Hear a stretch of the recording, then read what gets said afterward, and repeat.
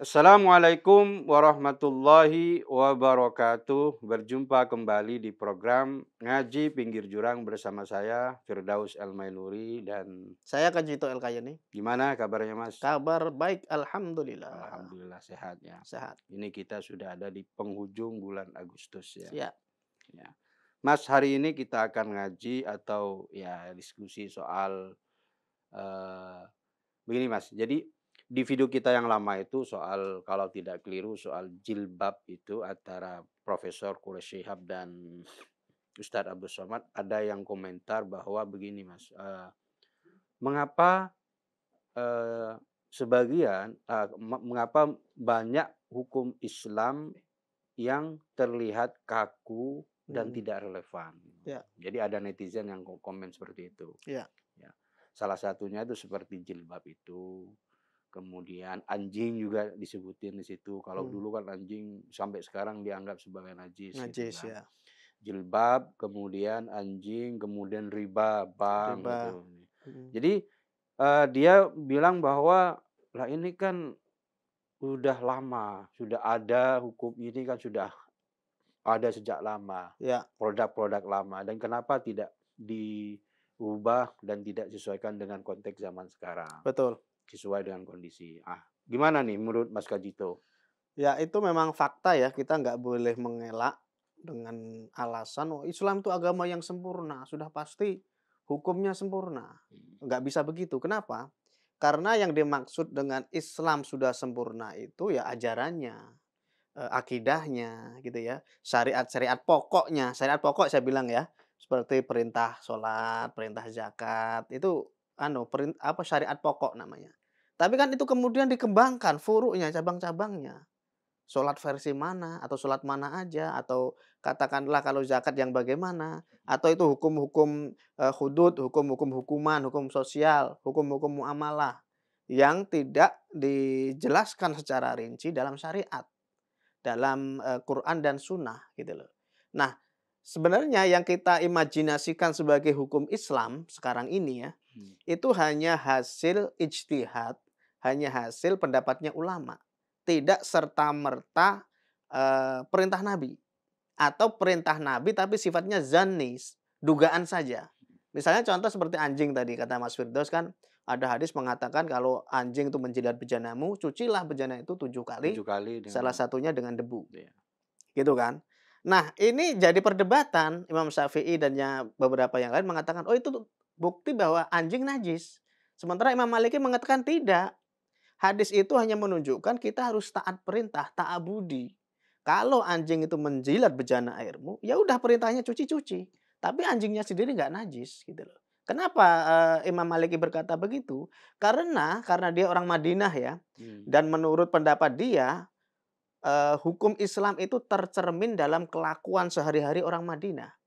Karena para sahabat Nabi memelihara anjing dan tidak ada yang mengatakan anjing itu najis, otomatis anjing itu tidak najis. Sederhana aja cara berpikirnya.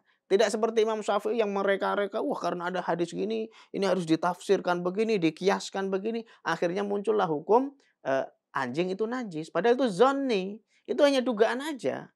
Faktanya nggak begitu, nggak ada Nah, yang eksplisit. soal jilbab itu Mas. Jadi kan kalau jilbab itu kan eh, sebagian kan mayoritas ulama itu kan mengatakan wajib. Itu Ya, mungkin ada beberapa ulama-ulama kontemporer yang hmm, mungkin mengatakan ketidakwajibannya. Ya, oke. Saya akan bacakan, tapi kan eh, ini berlandaskan pada Al-Quran itu, Mas. ya, Ya, saya bacakan ya surat Al-Ahzab. Bismillahirrahmanirrahim. Ya ayuhan nabiyyu qul li azwajika wa banatika wa nisa'il mu'minina yudnina 'alaihinna min jalabibihinna. Al-ayah.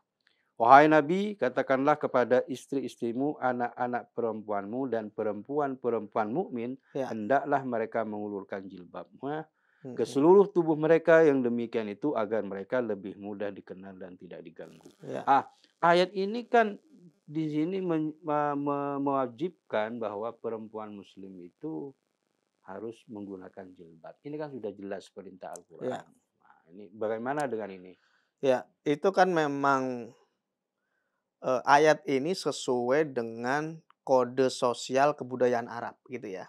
Makanya kemudian diterima sebagai hukum Islam atau dianggap representasi dari hukum Islam. Padahal kalau kita baca sesuai konteks, ayat ini adalah sebuah situasi kondisional yang, menganjurkan kepada perempuan muslimah saat itu untuk menghindari bahaya, supaya tidak diganggu di sana ya, eksplisitnya. Atau asbabun nuzulnya ketika istri Nabi keluar untuk buang air karena itu sedang, dalam perjalanan ya, jadi kan kemah gitu kan. Jadi buang airnya di padang pasir, di luar tenda, nggak mungkin di dalam tenda kan. Nah, ketika keluar itu diganggu, oleh orang-orang gitu. Nah, yang ganggu ini alasannya itu saya kira itu budak.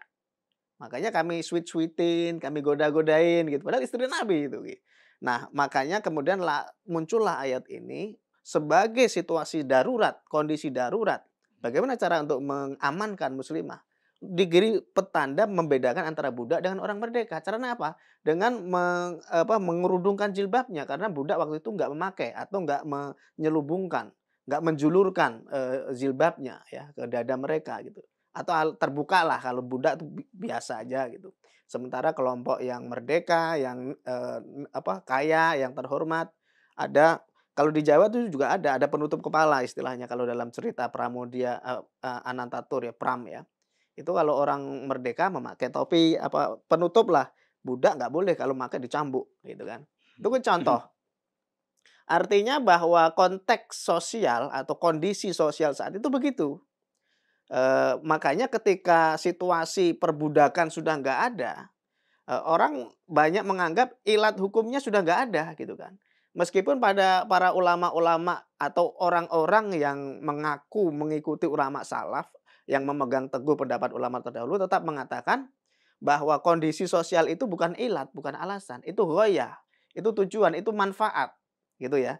Jadi Ilatnya karena perintah itu kan? ilatnya karena perintah. Mhm. Jadi alasan mereka ulama-ulama yang, mengacu pada ulama salaf itu selalu mengatakan bahwa, itu amar lil wujub gitu loh. Karena ada bentuk perintah, maka itu adalah kewajiban yang harus dilaksanakan. Mhm. Tapi itu kan sesuatu yang paradoks akhirnya, karena di Quran tuh banyak sekali perintah yang, amr lil mandub istilahnya, perintah yang tujuannya sunnah. Misalnya tasahharu, bersahurlah kamu. Mmm. Itu kan sebenarnya sunnah, tapi diperintah dalam Al-Qur'an. Artinya kalau kita pakai kaidah usul fikih ini, itu runtuh, karena nggak sesuai dengan ayat-ayat yang menyatakan kesunahan tadi, gitu loh. Dalam usul fiqh tuh ada ini ya, al-amru yadullu 'alal wajib ya? Ya, pokoknya, salah satu, kaidah yang sering digunakan itu. Jadi kalau ada lafadznya amr, Hmm. perintah, itu harus dilakukan sebagai ta'abudi, sebagai ketaatan saja, gitu loh. Nggak ada, pernyataan, nggak ada, transaksional sifatnya, nggak ada. Meskipun tadi saya mengatakan seperti, kondisinya udah berubah kan, mestinya jilbab sudah nggak wajib. Hmm. Nah, ulama-ulama semacam ini masih ngeles kalau dalam bahasa saya ya, dengan berlindung di bawah usul fiqh. Padahal usul fiqh itu sendiri itu kan kreasinya Imam Syafi'i, kemudian dikreasikan juga oleh Al-Ghazali. Kreasi, ciptaan itu kan seperti metodologi saja untuk membentuk hukum fikih. Usul makanya namanya usul fikih kan pokoknya kan. Isinya kaidah-kaidah untuk, supaya, ulama-ulama kemudian kalau membuat dasar hukum fikih nggak menyimpang kan Kan gitu. berpatokan pada usul itu Pada kan, usul sebagai itu. panduan lah Pak, untuk sebagai panduan. Tapi pada akhirnya secanggih-canggihnya pendapat manusia, meskipun itu Imam Syafi'i yang luar biasa sekalipun, dia hanya manusia gitu. Pada akhirnya usul fiqh itu kalau kita, istilahkan seperti silogisme ya, itu juga bermasalah akhirnya. Seperti kata saya bilang tadi kalau, bentuk lafadznya itu amar, itu sudah pasti wajib gitu kan, harus dilaksanakan. Padahal dalam Al-Qur'an yang sama banyak hal yang, bentuknya amar tapi nggak wajib, gitu. Kemudian ada yang mengatakan bahwa, ada perbedaan antara ghoyah dengan ilat, antara alasan dengan, manfaat, dengan tujuan, tujuan. gitu ya. Mhm. Tapi kan kalau kita mengacu pada ayat yang Mas sebut tadi, itu menunjukkan bahwa, eee, menyebut perintah sebagai ilat itu kan nggak tepat lah, meskipun ulama-ulama memang mufasir terutama meyakini bahwa asbabun nuzul itu bukan ilat gitu. Itu hanya situasi kondisional, historikal saja untuk menyertai, fakta turunnya ayat kan gitu. Mhm. Tapi kan kalau kita analisis secara kritis ya Mas, dalam, konteks sosial itulah, ayat itu diterapkan. Artinya apa? Konteks itu nggak bisa dilepaskan. Ketika konteksnya sudah hilang, ayat ini juga perlu, dimunculkan penafsiran yang baru. Seperti ayat-ayat perang misalnya.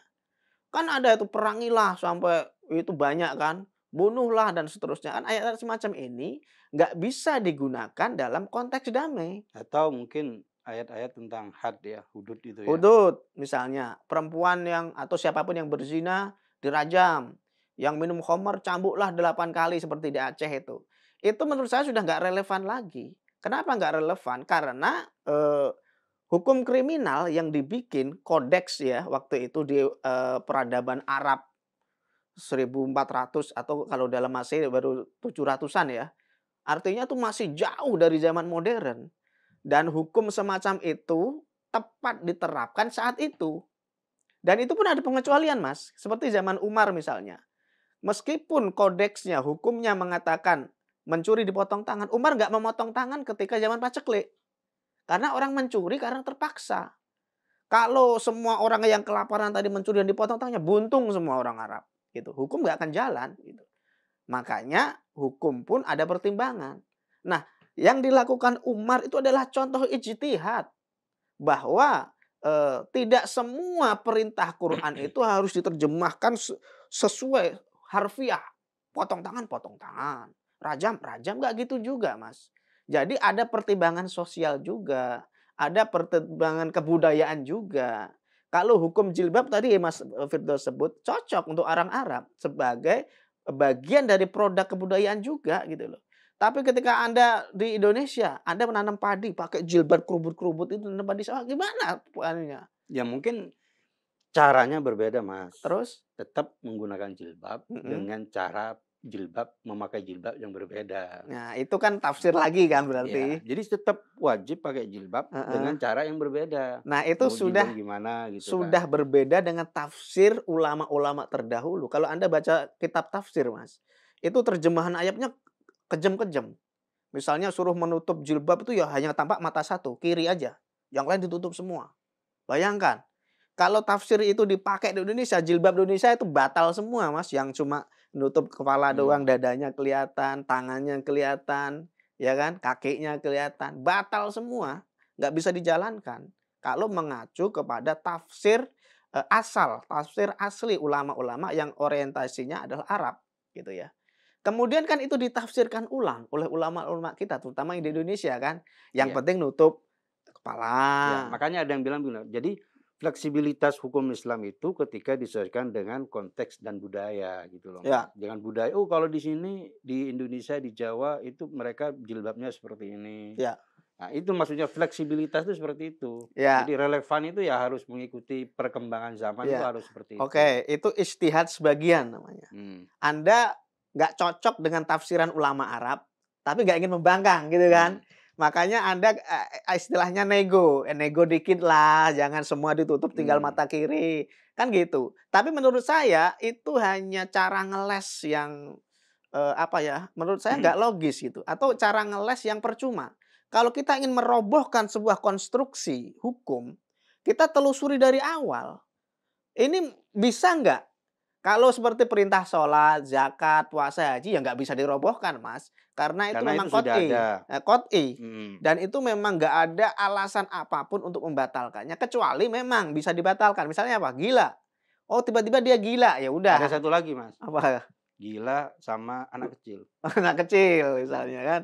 Itu kan bisa membatalkan hukum-hukum yang sudah qot'i, tapi tetap ada. Atau dia kelaparan, adanya babi, babi Hmm, guling pula kan. hmm. Wah, akhirnya makan babi, boleh. Dalam kondisi terdesak gitu. Artinya dalam kondisi yang apa, qot'i saja, kita tuh masih ada opsi-opsi lain.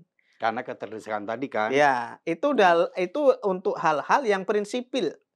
Apalagi hal-hal yang bahkan Nabi pun nggak menyatakan secara eksplisit. Contohnya anjing tadi. Nabi nggak pernah mengatakan anjing itu najis.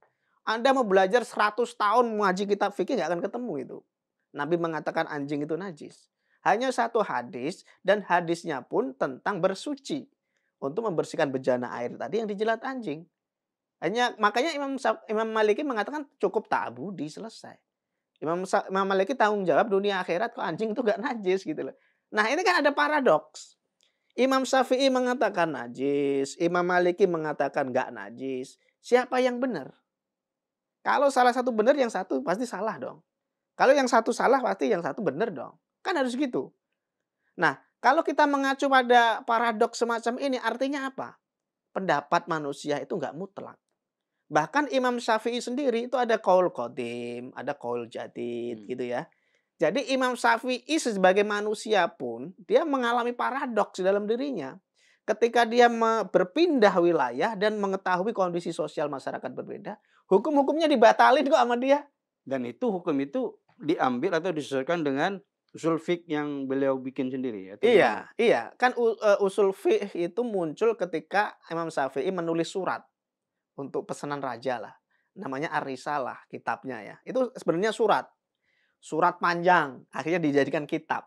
Dari Ar-Risalah tuh dijabarkan lagi banyak-banyak hal lah.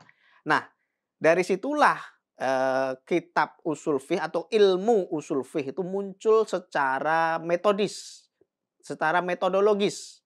Imam-imam lain bikin, cuman hanya sebagian, dicampur dengan hukum-hukum yang lain. Kalau Imam Syafi'i enggak. Yang dicantumkan dalam Ar-Risalah itu memang perwujudan dari usul fiqh. Kemudian ada Al-Ghazali, kemudian ada ulama-ulama yang menafsirkan ulang, melengkapi gitu ya. Hmm. Nah, menurut saya usul fiqh yang dirumuskan oleh Imam Syafi'i, Al-Ghazali atau siapapun, itu hanya pendapat manusia. Ketika pendapat itu membentur tembok, artinya gini, satu hukum sudah nggak kontekstual nih, nggak sesuai zaman. Misalnya saya nggak yakin jilbab Berarti kan wajib. gini, Mas. Berarti kan sebenarnya bukan hukumnya kan, berarti kan dari Bukan usul hukumnya. fiqh-nya. Iya, dari usul fiqh-nya. Atau bukan usul fiqh-nya benar, tapi mungkin pemahaman kita, Bisa penafsiran jadi. kita yang Bisa keliru, jadi. yang kurang paham atau Bisa gimana? jadi. Artinya gini, kadang-kadang itu murid-murid dari mujtahid mutlak. Mujtahid mutlak itu ya orang berijtihad yang kelasnya sudah paling tinggi. Hmm. Di bawahnya baru ada murid-muridnya kan. Nah, murid-muridnya ini nggak berani melampaui gurunya. Kalau gurunya bilang A, ya udah sampai kiamat dia akan A. Kalau perlu ngeles-ngeles. Kan ada yang pengikut Imam Syafi'i itu yang tidak meyakini anjing najis. Gitu kan. Tapi gimana caranya? Loh, guruku Imam Syafi'i. Tapi aku tuh nggak yakin kalau anjing itu najis. Nggak ada dasarnya kok. Akhirnya apa? Dia membebaskan muridnya. Sudahlah, kalian terserah ikut siapa. Saya nggak berani menjatuhi hukum ini najis atau bukan. Itu cara ngeles muridnya Imam Syafi'i yang nggak ingin durhaka atau melampaui pendapat gurunya. Padahal itu kan hanya cara ulama kita yang terlalu berhati-hati. Imam Syafi'i manusia, Al-Ghazali manusia, Maliki manusia. Tapi kan Pendapatnya hanya pendapat kadarnya kan manusia. berbeda, Mas. Loh, Intelektualitasnya kan betul. berbeda. Intelektualitasnya berbeda, oke. Tapi zaman sekarang ada superkomputer. Apakah Imam Syafi'i, Al-Ghazali bisa menyaingi kecanggihan superkomputer? Apakah database yang dimiliki Imam Syafi'i bisa menyaingi kemampuan database superkomputer? Kan kita harus Tapi kan melogikakan kalau begitu. database superkomputer itu tidak, ya dia hanya apa istilahnya ya? Apa tuh? Ya tidak mewakili apa yang orang rasakan. Jadi kan tadi kan, Ya, apa istilahnya tuh, setiap syariat itu harus ada apa itu, maqasidus syar'inya itu kan, ya. kalau komputer kan nggak bisa Ya memahami kan bisa itu. di-input, kan data itu yang bikin manusia. Artinya gini loh, kita memang mungkin secara kecerdasan nggak bisa bersaing dengan Imam Syafi'i. Tapi kalau 100 orang, 1000 orang dan menggunakan piranti komputer yang super canggih, yang terbaru, yang bahkan Wah. mengalahkan pecatur dunia, kemampuan intelijensinya. Apa nggak mungkin kita membuat sebuah revisi usul fiqh untuk menyempurnakan yang sudah dibuat Imam Syafi'i, Al-Ghazali dan seterusnya? Sangat mungkin. Nah, ini pula yang menjadi paradoks di Indonesia ya. Kalau Muhammadiyah itu membuka pintu ijtihad selebar-lebarnya. Makanya kalau dalam fatwa Muhammadiyah itu nggak mutlak Syafi'i. Sebenarnya anjing misalnya, dia fatwanya Al-Maliki, Imam Maliki. Nah, anjing nggak najis. Kalau ada ayat yang hadis tentang mencuci bejana, ya udah itu perintahnya begitu diikuti. Kan gitu di Muhammadiyah. Kalau NU nggak berani, Mas. Apapun kata Imam Syafi'i, apapun kata mujtahid mutlak itu yang diikuti. Ada Gus Baha emang, di ceramahnya Gus Baha itu. Ya Dia kan itu bicara soal itu kan, ya Gus Bah itu soal anomali. Anjing. Mhm. Gus Baha itu memang agak aneh menurut saya ya. Dalam satu sisi kadang-kadang dia kontra dengan pendapat mayoritas. Di sisi lain kadang-kadang dia pro aja ngiler. Jadi, menafsiri pendapat Gus Baha itu memang nggak bisa serampangan ya. Meskipun dalam, hal anjing ini saya pendapat bahwa Gus Baha itu mencoba untuk bersikap objektif gitu ya. Karena dasar hukumnya nggak jelas, zonni Mas. Dasar hukumnya hanya tafsiran Imam Syafi'i dan murid-muridnya terhadap hadis Nabi. Itu nggak ada secara khusus disebut demikian, hanya hasil kias saja gitu loh. Dan ini menurut saya boleh direvisi, boleh disempurnakan lah kalau kita nanti bilang revisi kan nggak hormat sama Mhm. mujtahid mutlak, sama leluhur Ya kan kita untuk gitu. bikinnya harus levelnya kan harus sama-sama mujtahid, Mas. Ya, Nah, sekarang tuh mungkin ada nggak kalau yang mujtahid levelingnya ada, itu sama mujtahid itu? mujtahid itu pasti ada ya. Cuman kan orang sebagai adab aja, atau orang ngukurnya masih pakai ukuran jadul. Contohnya gini, syarat mujtahid mutlak itu harus hafal Quran, harus hafal hadis sahih jumlahnya sekian ribu, harus banyak, harus pandai ilmu ini, ilmu itu. Semua itu kan bisa diwakilkan dengan teknologi sekarang. Atau itu bisa dibikin dalam kelompok musyawarah. Misalnya nih Mas Firdaus ahli fikih, yang satu lagi ahli bahasa Arab, yang satu lagi ahli hadis. Kan bisa disatukan. Oke, satu figur nggak mungkin menyaingi kemampuan Imam Syafi'i dalam berbagai ilmu yang dikuasainya. Tapi kalau 10 figur kan bisa. Ini profesor hudud misalnya, jinayah. Ini profesor soal ekonomi Islam. Ini banyak. Mhm. Dan itu bisa disatukan untuk merevisi semacam silogisme ya. Itu kan kaidah hukum itu sebenarnya kayak silogisme ya. Misalnya, apa yang tidak sempurna olehnya perkara wajib, maka hal itu pun wajib hukumnya. Kan ada silogisme semacam itu. Tapi kalau kita sesuaikan dengan fakta ternyata nggak jalan, Mas. Karena hal-hal yang, detil, yang hal-hal yang sifatnya bukan, pokok gitu ya, itu nggak bisa diberlakukan hukum semacam itu, atau itu bertentangan gitu ya. Artinya bahwa usul fiqh yang selama ini jadikan benteng para ulama untuk membuat produk hukum, itu ternyata bermasalah. Benteng tadi sekaligus, mengamankan orang, juga membatasi gerakan orang tersebut. Nah, itu kan menunjukkan bahwa kita tuh nggak harus bersikap kaku lagi. Kita harus menjadikan usul fiqh itu semacam proses berjalan. Harus kita sempurnakan lagi, karena dia bukan ayat suci, gitu loh. Nah, Mungkin ini, Mas, salah satunya mungkin ya dari pemahaman, mungkin pemahaman kita perlu di-update lagi, ya, mungkin begitu ya? bisa jadi. Jadi, saya menduga salah satunya ya pemahaman yang perlu diupdate tadi. Kemudian persoalan lain tadi, zaman kan berkembang, teknologi berkembang, kondisi sosial masyarakat berkembang. Jadi misalnya pernikahan Mas, sekarang ada yang nikah lewat Zoom, contoh kan. Boleh, asalkan tidurnya lewat Zoom juga Nah, kan? makanya. Atau hal-hal lain yang dulu nggak ada. Mmm. Atau ginilah, sholat misalnya, sholat harus menghadap ke Ka'bah gitu kan. Anda bayangkan Anda di bintang yang lain, interstellar itu misalnya, Anda ada di dimensi berbeda, Anda lompat antar bintang misalnya. Ketika bumi sudah nggak kelihatan lagi, arahnya sudah nggak jelas misalnya. Atau mungkin ada koordinatnya, tapi Anda di planet berbeda. Apakah Anda masih wajib menghadap ke Ka'bah? Kan nggak logis. Mending Anda bikin satu patokan lagi di planet tersebut, Ka'bah baru. Kan gitu logikanya kan. Artinya apa? Kewajiban kita untuk menghadap Ka'bah itu kondisional gitu loh. Kalau di bumi gitu ya? Kalau di bumi dan kalau memungkinkan gitu kan. Mmm. Anda di bumi tapi Anda di dasar laut dan Anda tersesat misalnya, Mmm. nggak tahu kiblatnya, ya Iya. udah. Kan pada akhirnya begitu kan. Nah, hukum-hukum semacam ini kan sebenarnya fleksibel. Hanya sebagian orang mencoba untuk membakukan, memformulasikan, tapi sayangnya pada akhirnya itu malah mengikat, membatasi ijtihad, membatasi penafsiran hukum ya terhadap tafsir-tafsir yang sudah dibikin ulama. Nah, ini yang saya sayangkan, Mas. Makanya kalau kita bandingkan dengan agama Kristen misalnya, atau agama Buddha, atau agama Hindu, Mmm. agama Islam itu agama yang paling detil ngurusin umatnya, Loh kan bagus, Mas.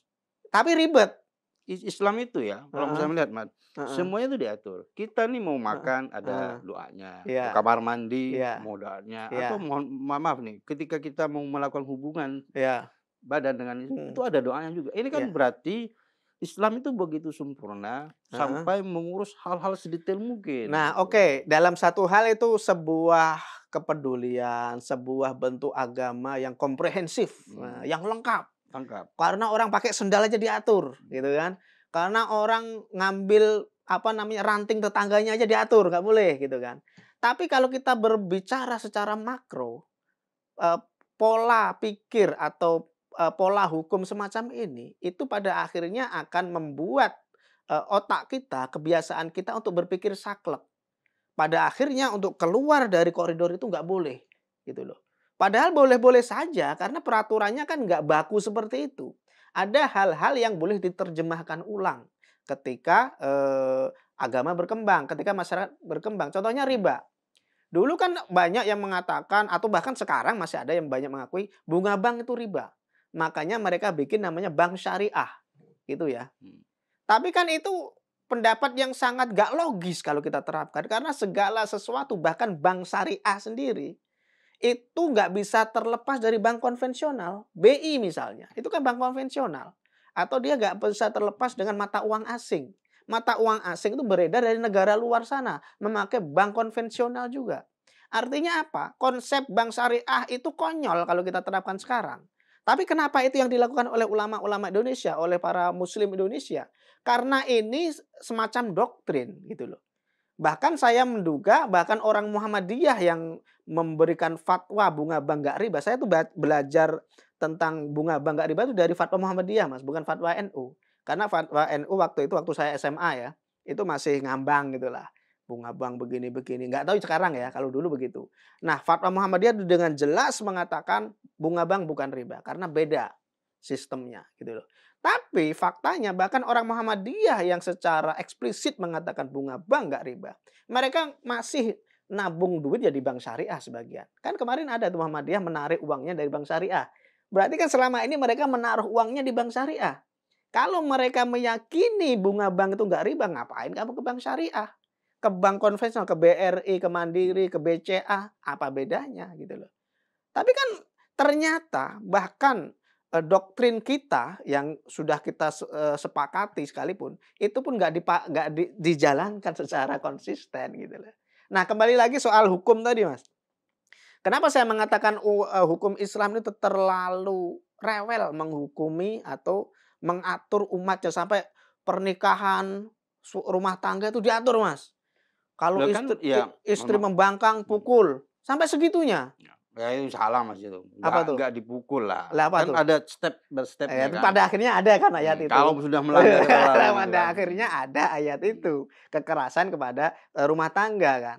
Dan itu masih dilegalkan di negara-negara Tapi kan Islam. Nabi sendiri kan mencontohkan tidak pernah Tapi memukul. ayatnya ada. Lalu kalau kita pakai konteks pendekatan usul fiqh tadi, Mhm, karena itu amr, dia harus ditaati kan. mhm. Kacau, Mas. Nabi sendiri nggak pernah memukul istrinya.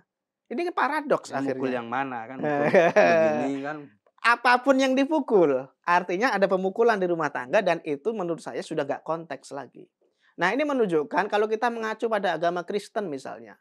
Agama Kristen salah satu doktrinnya ya, itu, doktrin yang dianut oleh mayoritas. Kedatangan Yesus itu menghapuskan sebagian atau seluruhnya bahkan meyakini, larangan di umat Yahudi, contohnya babi misalnya. mhm. Doktrin Islam juga mengatakan demikian sih. Sebenarnya kan ada ayat tentang Isa itu kan. Kedatangan Isa atau Yesus itu untuk menyempurnakan doktrin Taurat atau doktrinnya Musa, dan menghapuskan sebagian larangan. Kalau di Islam masih memakai sebagian, tapi kalau di doktrin Kristen seluruhnya kalau nggak salah ya, nanti, teman-teman Kristen mungkin bisa merevisi, ucapan saya. Jadi kedatangan Yesus menghapuskan larangan-larangan yang dibawa Musa dan seterusnya. Orang Yahudi lah, keyakinan orang Yahudi. Artinya apa? Yang dilarang oleh orang Yahudi halal dalam, tradisi Kristen. Yang mau saya katakan adalah doktrin Kristen itu ringkas.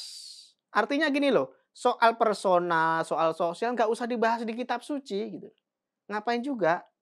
membahas sesuatu yang detail, yang ngatur dalam rumah tangga harus bagaimana, haid bagaimana, soal apa, wakalah, soal apa lagi, banyak hal lah, soal jual beli harus diatur kenapa Islam begitu detail? Karena masyarakat Arab waktu itu bodoh, Mas.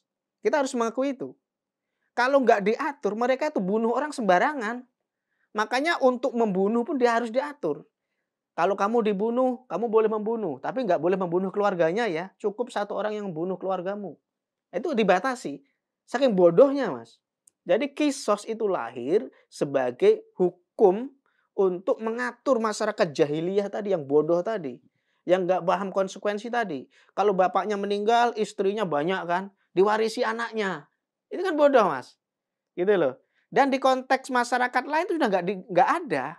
Hal semacam ini nggak berlaku, tapi di Arab dijalankan. Atau mungkin itu salah satu bentuk karena memiliki peradaban yang tinggi, Mas. Nah, Semuanya enggak. diatur kayak di Cina lah contohnya. Kalau di Enggak. Cina itu semuanya diatur gitu Iya. kan. Kenapa aturan itu ada? Karena dulunya terbelakang Cina itu. Contoh Singapura, Mas. Singapura tuh peraturannya sampai meludah di jalan tuh ada. Aturannya nggak boleh didenda. Pokoknya aturan-aturan yang di Indonesia nggak ada, di sana ada. Kenapa? Karena dulu Singapura itu terbelakang. Negara yang kacau. Negara yang sangat miskin, yang air bahkan nggak punya. Tapi sekarang jadi negara kaya. Kenapa? Karena diberlakukan peraturan yang rinci. Kan gitu maksudnya. Akhirnya kan ketika karena diberlakukan pelaturan yang Orang rinci itu, tertib. orang jadi tertib Ya, kan. oke. Tapi Islam juga memberlakukan hal yang sama kan. Menunjukkan dua hal. Yang pertama, masyarakat Arab dulunya terbelakang. Yang kedua, tujuannya supaya umat Islam itu seperti kata Singapura tadi, kayak seperti Singapura, supaya maju. Tapi faktanya Islam nggak maju, Mas. Nah itu kenapa kalau menurut Mas Yaji itu? Karena kita hanya apa sibuk dengan batasan harfiah, Harusnya kan tekstual. begitu Mas, ketika apa, kayak tadi itu ya, semua, hukum kemudian kayak tadi itu ya, Ya, larangan dan itu menjadi apa istilah, dipegang mm-mm. oleh umat Islam dengan secara benar, ini karena menjadi harusnya menjadi apa istilahnya, kebiasaan dan orang itu kalau sudah, contohnya nih an-nadhafatu minal iman Ya, umpamanya, orang yang sudah apa, kebersihan sebagian daripada iman. ya, Nah, kalau orang Islam melakukan dan mempraktekkan, ini, maka kan sebenarnya akan menjadi bersih. ya. Nah, harusnya kan seperti itu. Ya. Islam itu ketika umat Islam ketika Mm. mentaati dan menjalankan praktek-praktek Islam itu harusnya kan menjadi lebih baik, Ya. menjadi sempurna, gitu Heeh. kan. Tapi kan faktanya kata Mas Faktanya Yaji nggak tadi. begitu. Nah, Karena memang landasan berpikirnya juga berbeda sih. Ketika kita membicarakan Islam misalnya, orang itu hanya terpaku pada ukhrawi kebanyakan. Artinya hal-hal di dunia ini dianggap nggak penting. Jadi kesalahan memahami doktrin inilah yang membuat Islam mundur. Salah satunya itu ya. Kemudian yang kedua adalah karena umat Islam ini membatasi dirinya sendiri sehingga ribet sendiri. Contohnya soal kenajisan babi misalnya. Itu kan kalau Singapura, Mas, itu proses sertifikat halalnya sederhana. Yang penting wujud babinya nggak ada, udah. Yang penting prosesnya sudah dipisahkan, udah. Nggak kayak Indonesia, sertifikatnya ruwet sekali. bahkan Pusing. yang halal pun Yang halal pun jadi haram, jadi susah. Harus diserti juga kan yang halal, karena nanti proses ini. Itu menunjukkan bahwa sebenarnya bukan hukumnya yang ribet. Orang kitanya yang ribet. Artinya gini loh, ketika hukum Islam diaplikasikan di Singapura yang bukan yang non Muslim ya mayoritas ya mungkin saya nggak tahu pembagiannya di sana. Ternyata hukumnya bisa adil. Dia memakai mazhab Hanafi soalnya kan, praktis, ringkas.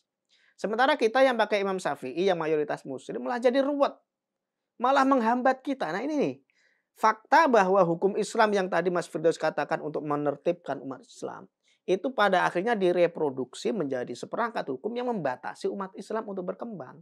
Contohnya membatasi rumah tangga, perempuan nggak boleh keluar rumah. Itu kan hanya tafsir sebenarnya. Kalau perempuan kelawan kamu boleh mukul, itu kan hanya tafsir. Oh, Nabi nggak pernah mukul kok. Artinya apa? Kodeks tadi, peraturan hukum tadi itu hanya menyerap peradaban atau menyerap kebudayaan Arab waktu itu. Jadi dalam tradisi Arab, orang mungkin biasa gambarin istrinya gitu loh. Dalam Islam diatur, diatur. ada tahap-tahapnya. Kamu pisah ranjang dulu, kamu nasihati yang baik dulu, kan gitu. Kalau dulu salah langsung gamparin. Gampar. Apa kau? Gampar. Dan itu nggak boleh. Karena kan di masa itu ya, Mhm. perempuan tuh seperti properti Properti. ya. Nah, ini yang nggak dipahami, orang memahami Islam itu tekstual aja. Oh, ayatnya ada kok boleh mukul kalau istri dicurigai membangkang, nusus kan istilahnya. Padahal konteksnya bukan begitu. Islam ingin meringankan, ingin menjadikanmu manusiawi. Jangan mukul istrimu, nasihati dulu ya, pisah ranjang dulu. Kan gitu prosesnya. Kalau bisa kamu jangan mukul, tiru nabimu nggak pernah mukul istrinya kok. Itu kan kayak poligami, Mas. Orang Arab poligami ini istrinya 24 misalnya atau 50. Bahkan raja Arab mungkin sekarang masih selirnya masih banyak sampai sekarang. Nah, itu menunjukkan bahwa poligami turun itu untuk membatasi. Jangan 24 lah, kasihan lah kalau 24. Nanti yang lain jomblo loh, kebanyakan nggak dapat istri kan. Kalau satu orang 24, 50, yang lain nggak kebagian dong. Kan gitu. 4 aja lah. Itu pun kalau kamu bisa adil. Itu kan konsekuensinya, kamu kaya, kamu punya uang, kamu bisa adil, kamu bisa mencukupi istri-istrimu, ya mana apa boleh buat gitu kan. Itu solusinya. Tapi kan dalam sebagian besar umat Islam meyakini, "Wow, Islam Sunnah. membolehkan Mhm, 4 istri sunnah, mhm, kita harus 4 mhm. istrinya." Padahal dia nggak kaya enggak, ganteng enggak, mampu juga ngos-ngosan gitu loh. Artinya kita itu kadang-kadang memaksakan, diri untuk apa, mentaati Quran secara tekstual, mentaati hukum secara harfiah. Padahal maksudnya, konteksnya bukan begitu. Nah, ini yang saya maksud, Mas. Oke, Mas, karena waktu sudah ini. Oh, Oke, siap. terakhir nih, Mas, Ya, penutup, Mas. ya. Penutup dari Mas Kaji itu, ada Oh, penutup ya. nggak? Menurut saya, hukum-hukum Islam yang selama ini atau dalam bahasa Mas Firdaus tafsiran dari hukum Islam ya. Hukum Islamnya yang secara qot'i, perintah-perintah pokoknya itu memang tetap, nggak bergeser ya. Jadi hukum Islam itu kan ada yang statis, ada yang Ya, dinamis gitu ya. Kalau ya, yang qot'i, yang heeh, statis itu yang sudah yang sudah disebutkan dalam pasti, Al-Quran dan heeh, hadis gitu ya. heeh, Tuhan tuh esa gitu Kayak ya. sholat, Iya, puasa gitu ya. sholat, rukun iman, Mhm, hal-hal yang pokok ini, itu memang nggak bisa direvisi, ya. mhm, Wah, orang boleh nggak sholat kalau capek, nggak boleh dong, nggak mhm. boleh gitu, karena perintahnya wajib, gitu kan. Nah, hal-hal di luar itu kan sebenarnya hasil terjemahan, hasil tafsiran para ulama, khususnya ulama yang orientasinya Arab, gitu loh. Seperti Imam Syafi'i misalnya, dia kan, eee, dalam hal nikah misalnya, dia tuh masih memasukkan adatnya orang Arab, kafa'ah, gitu loh. Padahal Imam Malik tuh sudah, itu kan adat orang Arab, ngapain dipakai hukum Islam? Nggak usah. Kalau orang Arab silahkan pakai. Kafa'ah itu harus satu kufu. Sabtu kufu. Kalau satu kaya, satu juga harus kaya dong. Kalau satu terhormat, satu harus terhormat. Itu satu kufu. Itu yang dipakai para Habib kan gitu. Kalau kamu non Habib nggak boleh nikahi anaknya Habib, karena nggak sekufu. Kufu. Nah itu, fatwanya Imam Syafi'i yang dipakai ya. Tapi Maliki nggak pakai itu. Nah artinya apa? Orientasi ulama yang pro Arab atau bahkan dalam beberapa hal pro patriarkis, kelaki-lakian banget ya, nggak berpihak kepada perempuan, itu harus dikaji ulang. Kalau mentoknya di usul fiqh seperti jilbab ini kan mentoknya di usul fiqh, Mas. Tapi kan gini, Mas, ada yang mengatakan bahwa jilbab itu udah jelas kok hukumnya, udah wajib kok. Apa Ya, mau itu usul fiqh. iya, Karena perkara kalau bentuknya amr ayatnya mhm, itu berarti wajib. Itu wajib. usul fiqh kan. Makanya ada yang bilang, wah jilbab itu, hukum jilbab itu masuk ke qot'i. Ya iya makanya, tapi kan qot'i dan tidaknya itu didasarkan pada usul fiqh tadi. Maka menurut saya ketika ini kan zonni sebenarnya ya menurut saya hukum ini, karena nggak secara eksplisit mengatakan al-jibabu wajibun, nggak ada itu. Eh, nggak Mmm, ada yang mengatakan seperti itu, ataupun kalau ada konteksnya itu, secara sosial tadi ada tujuannya gitu loh, demi keamanan, demi mhm. kesopanan gitu. Makanya kalau usul fiqh ini membatasi, kita tetap hormat pada Imam Syafi'i, kita tetap hormat kepada Al-Ghazali. Kita revisi, kita sempurnakan. Sempurnakan, mhm, Profesor-profesor Islam itu salah satunya tuh di Mesir tuh kan ada tuh Syekh Ali Jum'ah. mmm, Syekh Ali Jum'ah mengatakan kalau, usul fiqh itu nggak nggak bisa merangkum hukum Islam atau itu membuat hukum Islam terkotak-kotakan, dievaluasi. Harus dikaitkan dengan kondisi sosial masyarakat. Itu Syekh Ali Jum'ah. Itu ulama kontemporer loh, ulama Al-Azhar yang disegani, gitu ya. Artinya apa? Hari ini pendapat itu adalah keresahan umat Islam, sedunia lah. Kenapa sih hukum Islam ini kok rasanya sudah kurang relevan dengan zaman? Gara-gara batas-batas yang dibuat oleh orang-orang terdahulu ini. Makanya kita harus membebaskan pikiran, kita kaji ulang dengan penuh hormat, bukan dengan ugal-ugalan ya. Kita tetap hormat pada Imam Syafi'i karena kita sudah diajarkan usul fikih. Tapi usul fikih ini harus disempurnakan sesuai perkembangan zaman. Kira-kira gitu. Oke, siap, mantap Mas kayak gitu. Ya, Terima kasih. sama-sama. Penonton Coklat TV, demikian ngaji pinggir jurang kali ini. Kami hanya ingin mengajak Anda melihat isu atau persoalan keislaman dari berbagai sudut pandang, dari beragam penafsiran, agar kita tidak terjebak pada penafsiran yang kaku dan sempit, yang mudah menyalahkan dan mengkafirkan kelompok lain. Mari kita jaga kerukunan, hargai perbedaan. Wassalamualaikum warahmatullahi wabarakatuh.